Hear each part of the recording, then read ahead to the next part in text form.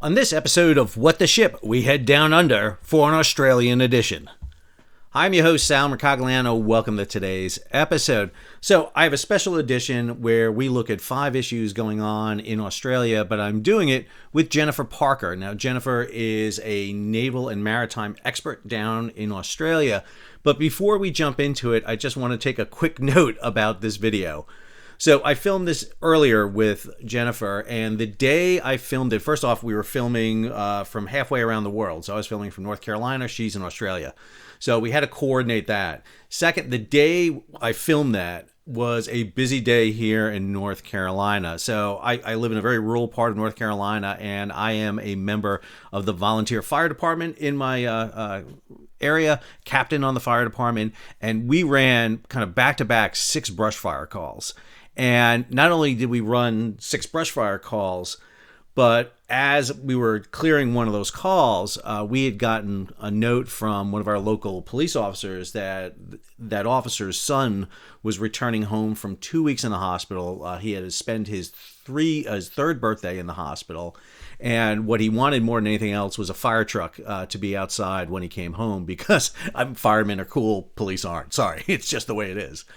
So I was getting free from the call, and we were all busy, all the trucks were out, and I ran over to that house real quick. So the time I filmed this with Jennifer, I am absolutely nasty. I apologize. I don't look that bad, but I am not in my normal attire, just coming off the call, and about 15 minutes late. So it may not be my best interview I ever did, but Jen was a trooper, wanted to go ahead and do it, and so we went ahead and went through it. So without any further ado, here's my interview with Jen Parker. So Jennifer, welcome aboard. I'm so excited to have you here on What's Going On with Shipping. I'm calling this the What's Going On with Shipping Australia edition, because I think that is perfect. There is a lot going on in Australia right now. Just a bit, yeah, just a bit. Just a bit going on, and I figured we'll jump into maybe the news of the day, which probably has a lot to do with the Chinese task force that's going around Australia right now. So I was wondering if you could talk a little bit about that. Yeah, look, thanks, Sal, and thanks for having me on, and thanks for giving me a shout out to the Maritime Matters podcast. You can also check it out on YouTube. So, what's been happening around Australia? Look, Australia's been tracking a Chinese task group that's been operating mostly in our exclusive economic zone for about the last 3 weeks. Why is this such a big deal? Well, look, Australia is so far out of the way. So it's very uncommon for us to see a naval task group operating our region unless they're actually visiting Australia or visiting New Zealand. So this Chinese naval task group has come down to the Coral Sea. It's dipped out of our exclusive economic zone. It's undertaken a gunnery firing, which surprised a lot of people in Australia. Ships do gunnery firings, kind of what warships do. And now it's actually circumnavigating Australia. Right now, it's interesting. It's certainly not in breach of international law, and certainly not a threat to Australia. But it poses a lot of really interesting questions about China's, expeditionary or increasingly expeditionary strategy, China's thoughts about Australia. But it also poses a question about Australian naval capability and just where we are at the moment. So, I actually kind of thank the PLA Navy in a way for bringing this to the forefront by coming down here. It is a interesting thing that sometimes, what you don't want can raise attention to what you do want. And in some ways it highlights that. And what always amazes me is the parallels between the United States and Australia. I think in many ways we find ourselves in the same situation, even though the United States is bigger, has a larger Navy, but it faces a lot of the same issues. For example, trade is so absolutely essential. And I think trade for Australia, being an island continent, is absolutely crucial. We're seeing that right now. And I was wondering if you can highlight some of the trade issues you think that Australia is going to face here right now and in the near future. One of Australia's biggest challenges, right, and this is one of the things played out through its strategic history, is it a continent or is it an island? And the fact is, it's both. But it certainly has the characteristics of an island in terms of its dependency on maritime trade, right? So, given the quarter, about 99% of Australia's international trade comes through the maritime domain. And a lot of that is some critical stuff that we need to keep our economy going. So, for example, Australia imports 91% of its fuel, right? In a refinery refined state, that comes from Southeast Asia, but in an unrefined state, that comes all the way across the Indian Ocean. We import most of our ammunition, our pharmaceuticals, our fertilizer. We import the little tablets that we need to put in our dams to purify the water. So we are really dependent on not just maritime trade, but on that critical seaborne supply. Of course, also, like most other nations around the world, we've become incredibly dependent on subsea cables, and our internet that goes internationally, 99% of that also goes through subsea cables. So you can see that key dependency. The other challenge for Australia, though, because it is a continent and an island, its maritime domain is huge. So it has the third largest exclusive economic zone in the world. Its search and rescue region that it's responsible for equates for about 10% of the world's surface, and it has all of those obligations and dependencies with a population of only 27 million. So you can see what becomes the maritime challenge for Australia in terms of how do you protect that maritime domain and how do you protect those vital interests or that trade dependency, which is the ongoing challenge in terms of our strategic debate here in Australia. Some people take the approach in Australia of the continental approach where they say, well, all you need to do is make it a hard target, right? The echidna strategy or the hedgehog strategy or however you want to define it, a denial strategy. But the problem with all of those strategies is nobody's about to invade Australia, right? Why would you invade Australia when actually you could cripple Australia by interdicting its fuel supply, its ammunition supply, its pharmaceutical supply? So that kind of gives an idea of the magnitude of a challenge for Australia.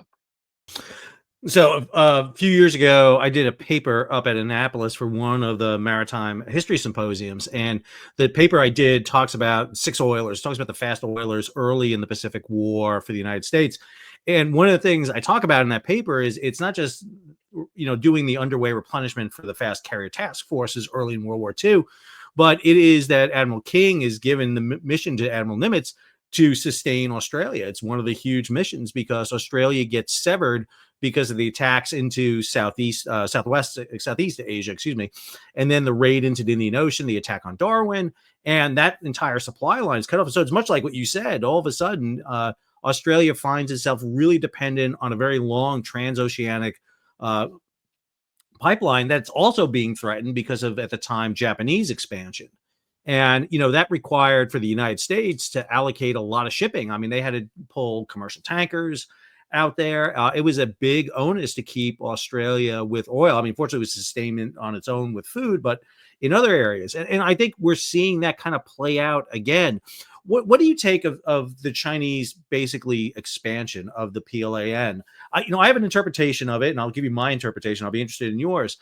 I think in many ways, I don't think the Chinese Navy is out to directly confront the U.S. Navy. I think it's really about ensuring its trade routes, especially Belt and Road, imports, exports, are particularly, protected, and really to humble anyone who tries to threaten them with that. And do you think China is more on a military side or more on a commercial expansionistic side as it evolves? Yeah, look, I completely agree with you. I mean, I know there's a lot of people that say, well, it's all about challenging the US, and it's all about conflict, and it's all about et cetera, et cetera. But when you look at the sheer size of the Chinese population, and you look at the way they have invested, right? This is not just the expansion of their navy; it's also the expansion of their coast guard. It's the expansion of their merchant shipping fleet, and as you mentioned, it's also the investment in port infrastructure. The string of pearls concept. In fact, China has even invested in Australian port infrastructure, which is a problem for Australia that we need to fix. So I think it is about shoring up their sea lines of communication and trying to protect those dependencies. And that's something that I think Australia, obviously not at the same scale as China, really needs to be more cognizant of. When you look back to the formation of the Royal Australian Navy, in many ways, one of the things driving the formation of it was concern about Japanese expansion, the concern that Japan could cut off our sea lines of communication.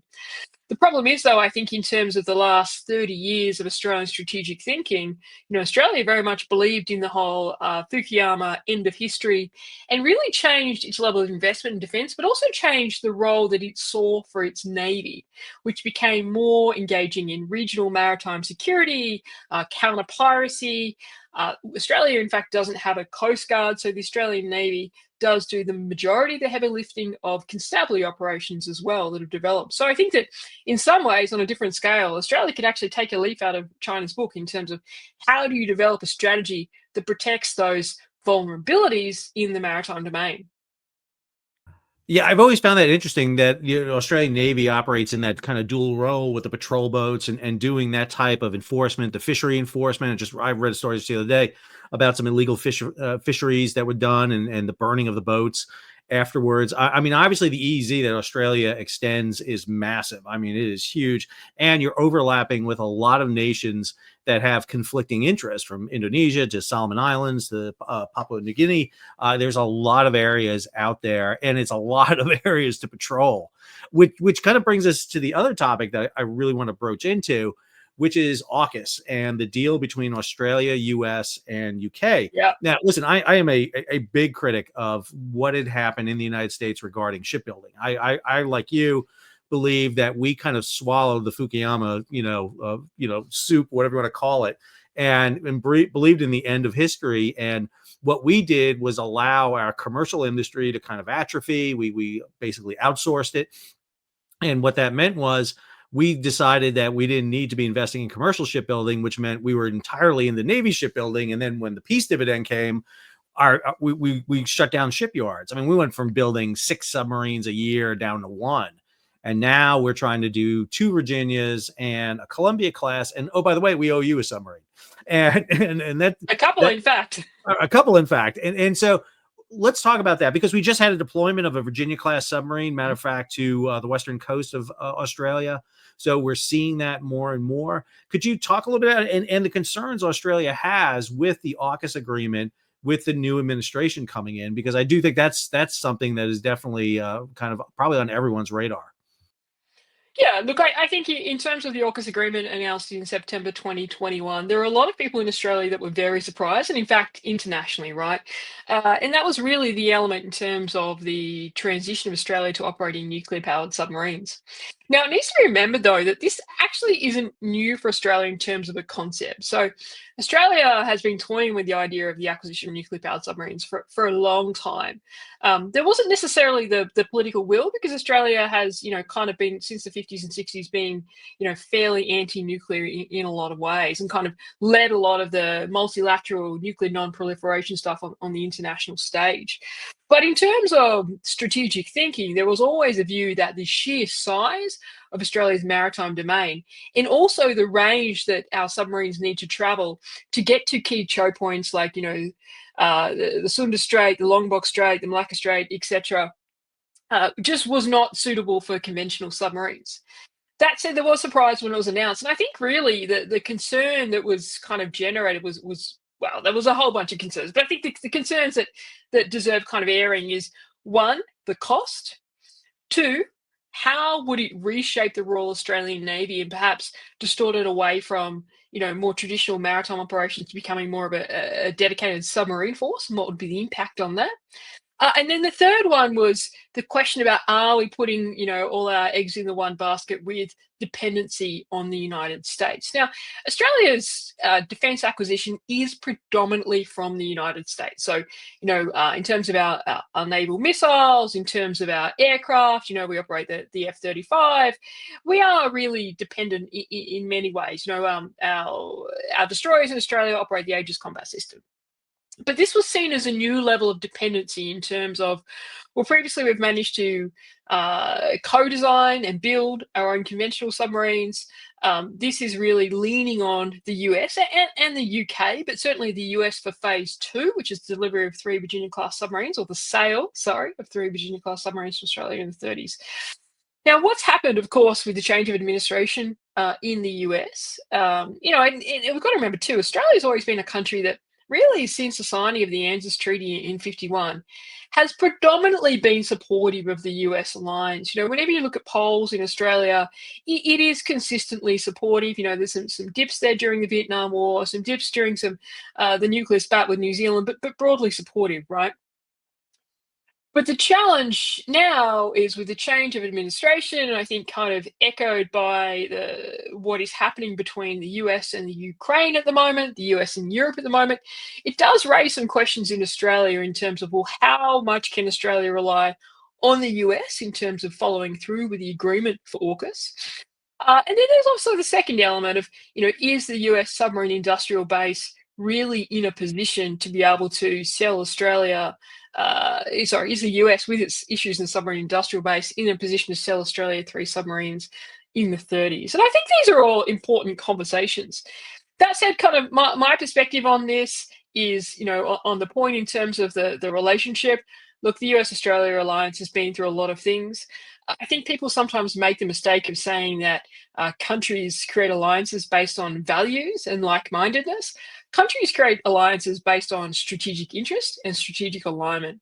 And, we are watching, obviously, with interest what's happening with Europe, but from an Indo-Pacific perspective, it is very clear that the US and Australia have key strategic interests and key strategic alignment. I mean, I'm not sure how you find an Indo-Pacific war without Australia in terms of the geography aspect. The second element in terms of the submarine industrial base, look, I'm not an expert on the US submarine industrial base or shipbuilding base, but I would say one thing, when you think about the number of submarines the US is trying to build, right, that's all about a future force structure. And there's a question there in terms of weighing up what is the opportunity cost of, providing or selling 3 submarines to Australia in the 30s and not quite having the force structure that you wanted. And I think it was, I think it's about 59 submarines, attack submarines by 2054. Maybe you have 56, right? Or maybe you have 55, but you have an ally that can also operate submarines, nuclear-powered submarines. You also have access to HMAS Stirling, which is the submarine base just south of Perth in Western Australia, which was, at a time during World War II, the second largest submarine base in the world. It is at a critical geographical point in the Indo-Pacific. US also gets, of course, the cash injection into its submarine industrial base from Australia. And I know it's not necessarily going to change the game, but Australia did deliver its $800 million check early this year as part of that kind of 3 billion US, 5 billion Australian injection into the submarine industrial base. And then beyond that, the US also gets the series of force posture initiatives. And the US's force posture in Australia, although we don't have US basing, we don't have foreign basing in Australia, but we do have rotations, is expansive. It's not just about Submarine Rotation Force West and AUKUS. It's about bomber force rotations. It's about marine force rotations. It's about logistic equipment rotations. So actually, when you take into account all of that, I think even if you take a view that the relationships and alliances are becoming increasingly transactional, there is a lot in this for the US. And so I'm not so concerned right now about the new US administration and any impact that might have on AUKUS. I think you raised some great points, not the least of which is the importance that Western Australia, Perth, Fremantle was for American military operations during World War II. I keep coming back to the historical. I mean, the historian in me always goes back to this in how important the Sydney shipyard was when ships were getting damaged in the Guadalcanal campaign, and the basing, the alignment the U.S. and Australia have is when 2 American divisions come over early in the war, so that the 2 Australian divisions don't have to be rushed out of the Middle East as fast, and that alliance and agreement has been kind of in sync. I think you look at that. I sailed during the first Persian Gulf War on the hospital ship Comfort, and I had a detachment of 50 Australians on board. And for one brief moment, the Australians overtook the ship on Australia Day and hoisted the Australian flag. And I think for a brief moment, we were the largest ship in the Australian Navy for just a little bit till we can put the American flag back up. So I think there's a very unique arrangement between our two countries. I want to talk about one other element here, which I think is really, really interesting, is Australia has seen the decline of its merchant marine. It's seen the decline of its commercial base.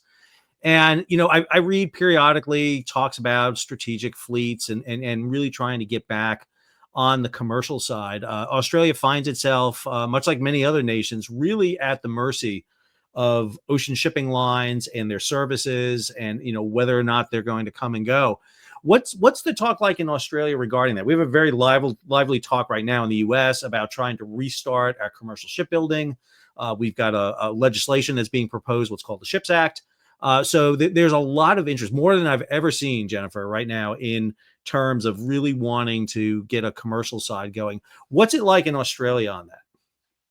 So unfortunately, the discussion is not as active, and this is one of the biggest challenges for Australia. When you come back to Australian strategic thinking, we've kind of moved away from thinking about kind of the ideas of maritime strategy, right? As opposed to just naval strategy or military strategy in the maritime domain.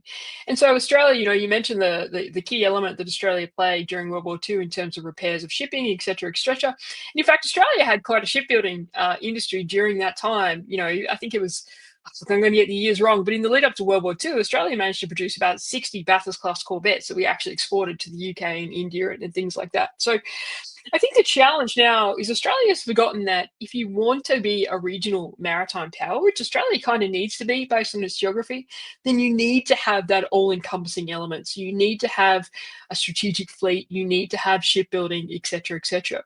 The current government, so in Australia, we have a Labor government. We're coming up to an election this year, probably in the next couple of months, or certainly needs to be by May. In the lead up to the election in 2022, the current government talked about reinvigorating the idea of a strategic fleet. Because one of Australia's challenges is, depending on how you cut it, right, what kind of vessels you're talking about, there's really not many vessels that are actually flagged to Australia, right? So, in the order of kind of 10 to 20 large useful vessels flagged to Australia. So the strategic fleet concept that the government was talking about was commissioning a review to identify how we could go about acquiring a strategic fleet, what that strategic fleet would need to look like, and what the relationship would be. Would it be ownership or would it be leasing? Now, Australia actually in its history used to have a strategic fleet. It was the Australian National Line. I might have gotten that slightly wrong, but ANL, which kind of disbanded in the 80s. And one of the problems was that the government wasn't too interested in propping it up. And also we have quite a significant union culture in Australia, which made it more challenging. I think there was a lot of hope in Australia that what the current government was talking about in terms of its policy in the lead up to the 2022 election was, how do you take some of the elements of the old ANL, the Australian National Shipping Line, and generate that to become our strategic fleet? What actually happened, though, is there was a review into it, and now we've undertaken a trial that was announced late last year. The problem with the trial, though, is really the trial is just leasing agreements with a couple of ships, $21 million over 3 years, which is nothing, right, when we're talking about the cost of these things, and the generation of kind of 3 training bunks a year for merchant mariners. Because when the ANL, Australian National Shipping Line, disbanded in the 80s, early 90s, we lost most of our Australian mariners and training bunks.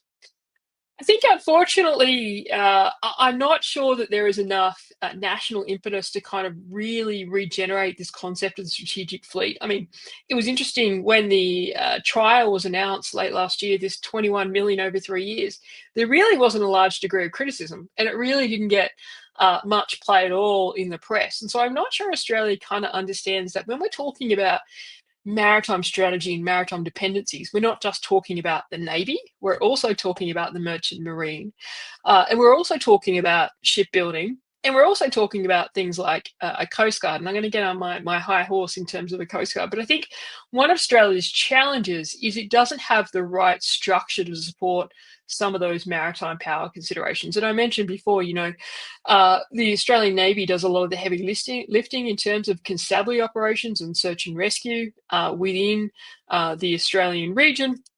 We do have a Maritime Border Command established, which is a multi-agency joint task force, but it's headed by a Navy 2-star.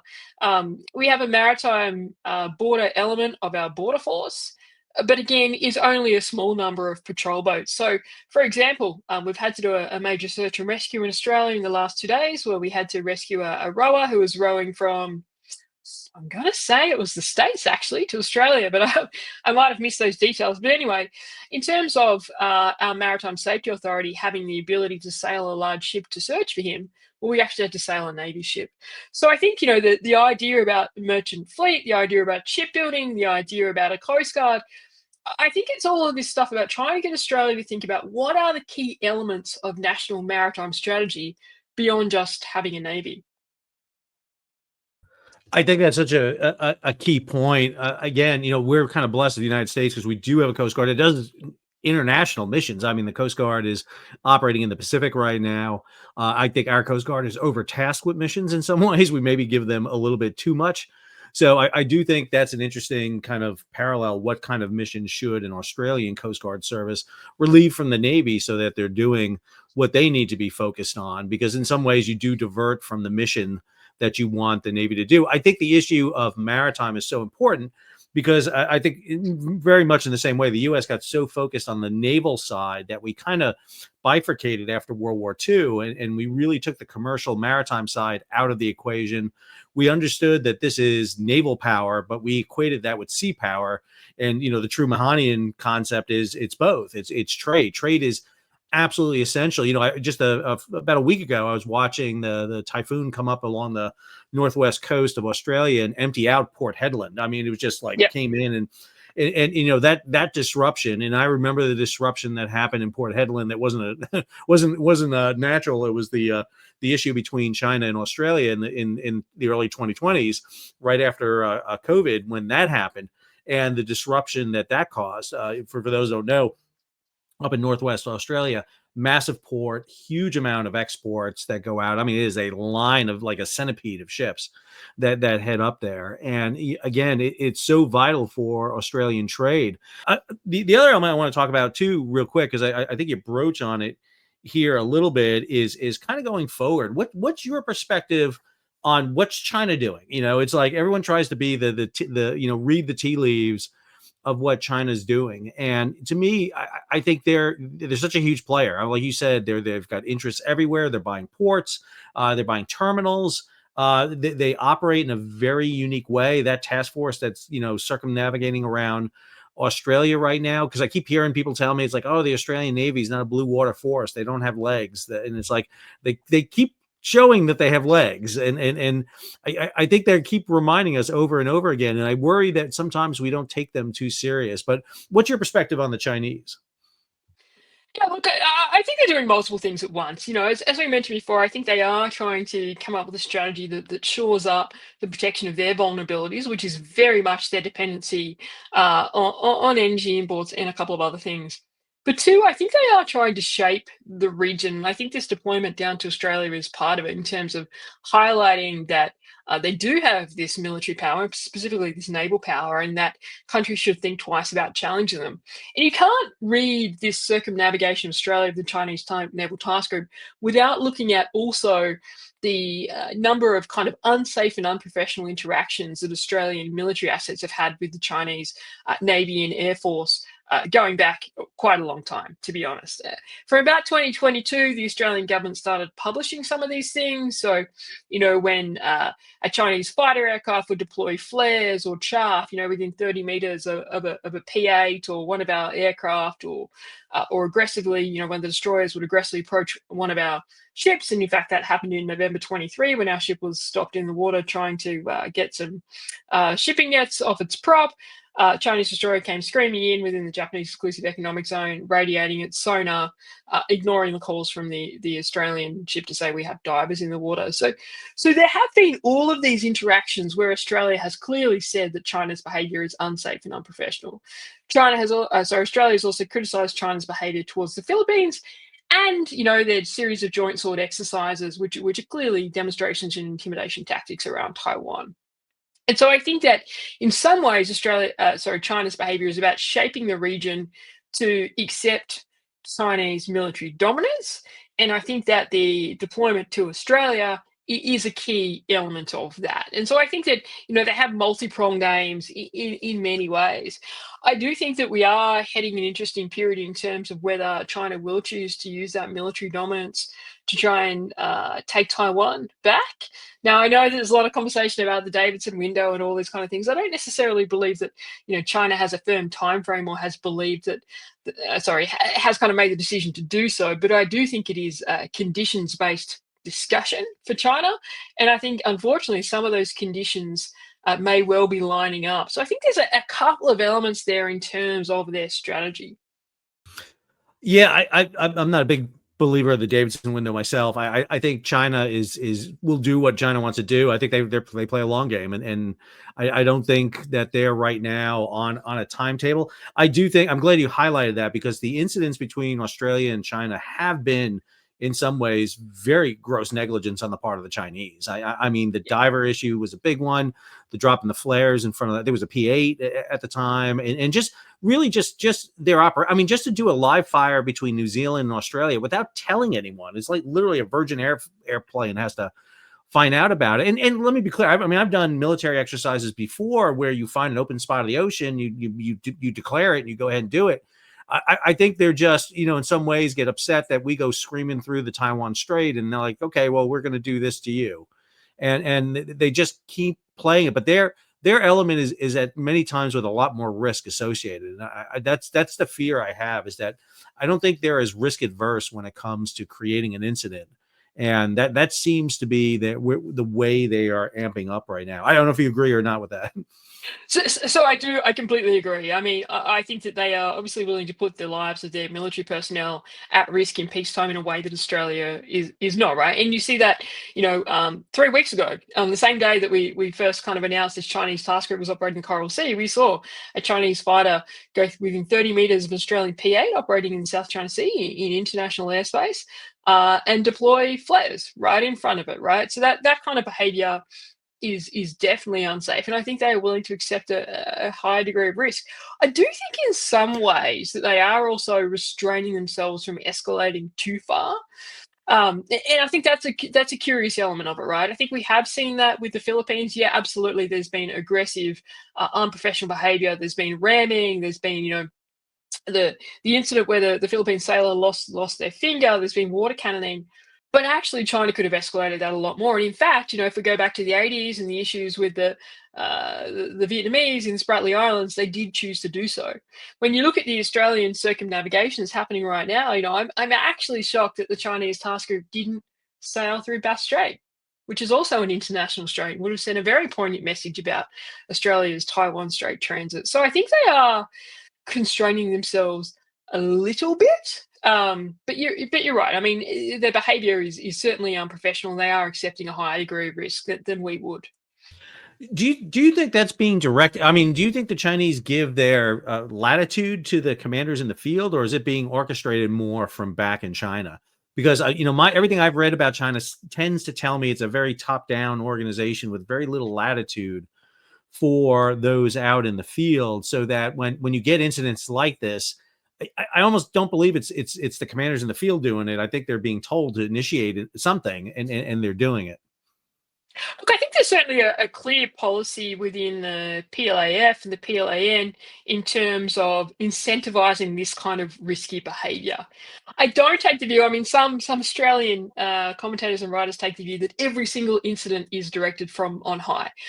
Honestly, I mean, if you think about how bureaucratic our military organizations are, and then you add the whole commissar element and the bureaucracy of the Chinese military, I just don't think that is feasible. But I think there is a clear policy that incentivizes commanding officers and pilots to undertake this aggressive action, and they are rewarded, right? And we saw a documentary from China actually got leaked to Australia of the P8 incident in 2022, where we saw a Chinese fighter again in international airspace in the South China Sea deploy chaff very close to an Australian P8. I can't remember the distance, but it's probably 30 meters, something like that seems to be a standard thing. And actually, this Chinese documentary, state released documentary, was kind of saying, these people are heroes. So it's certainly incentivized. There's certainly a policy that supports it. But each individual action, there is just no way that their hierarchy is functional enough for that to be directed from the top every single time. I don't know what this bureaucracy is you're talking about in the U.S. and Australian military. I don't know what this is. We have smooth running government organizations, especially on the military side. Well, I mean, Sal, I better tell you, I've spent a lot of time embedded in Fifth Fleet, so I do have some insight into that. And I'd have to say, So I've been on the receiving end. Believe me, I've dealt with this on multiple occasions. Jen, I do want to ask what you're working on next. What's the project you're working on? What's coming up next? Again, I look forward to. You're always around. We tried to set this up for last week, but you were in San Francisco and we couldn't quite do it. You're always jetting around and somewhere and on all the time on news all the time. But what's the big thing that you're working on next? Well, my PhD supervisors, if they watch this, would shoot me if I didn't say the big thing was my PhD, where I'm looking at Australian naval strategy. And I'm kind of answering the question of what have we said our naval strategies through the years and has it been appropriate? And I've kind of got this hypothesis that Australia, with its continental thinking, is constantly obsessed with this idea of a strategy of denial.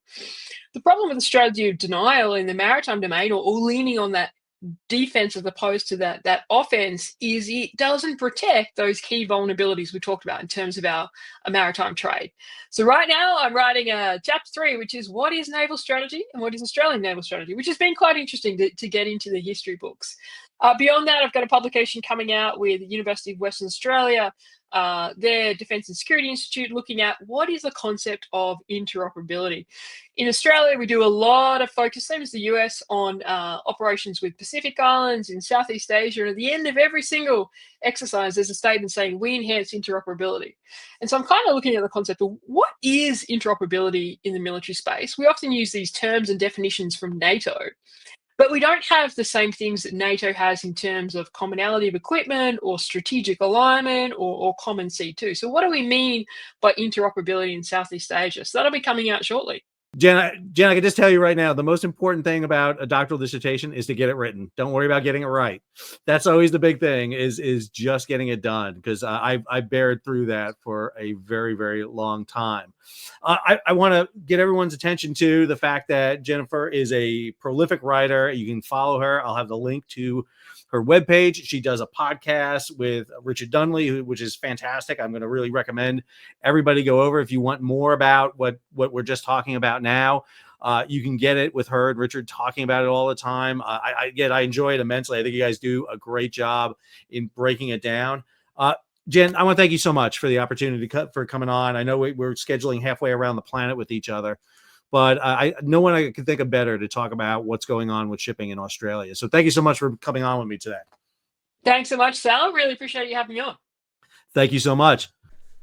So I hope you enjoyed that interview. I had a lot of fun talking with Jen about, I've been really wanting to get to talk to her for a long time. We have communicated through email and tweets and social media, but never had a sit down. So it was great. I hope you enjoyed this episode looking at a specific area, Australia in this case. If you're new to the channel, hey, take a moment, subscribe to the channel, and hit the bell so be alerted about new videos as they come out. Leave a comment, share it across social media, and if you can, support the page. How do you do that? You hit the super thanks button down below, or head on over to Patreon and become a monthly, yearly subscriber. Check out Jen Parker's page. I'll have the link in the show notes down below. You can go see everything she's doing, and be sure to check out her YouTube channel and her podcast, Maritime Matters. Until our next episode, this is Sal, signing off.